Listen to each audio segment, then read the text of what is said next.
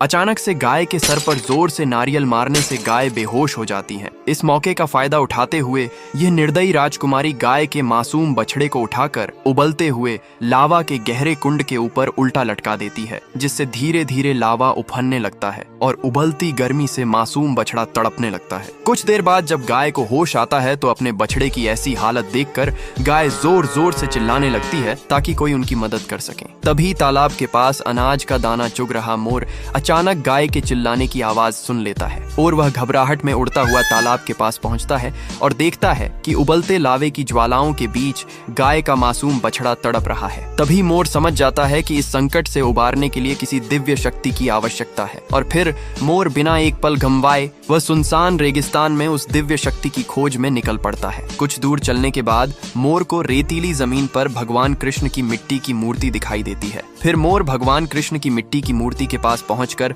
शांत भाव से बैठ जाता है और श्रद्धा से कृष्ण नाम का जाप करने लगता है। कुछ समय बाद बांसुरी की मधुर धुन के साथ भगवान कृष्ण प्रकट होते हैं और जब मोर भगवान कृष्ण को सारी बात बताता है तो वे बिना विलंब किए गाय के मासूम बछड़े के पास पहुंच जाते हैं। फिर भगवान कृष्ण सुदर्शन चक्र का आह्वान करते हैं और अगले ही पल सुदर्शन चक्र की दिव्य ऊर्जा लावा के उफनते कुंड को शांत कर देती है और मासूम बछड़े की जान बच जाती है। फिर गाय और उसका बछड़ा खुशी से नाचने लगते हैं, लेकिन फिर भी किसी ने भगवान कृष्ण की इस महान लीला को लायक नहीं किया।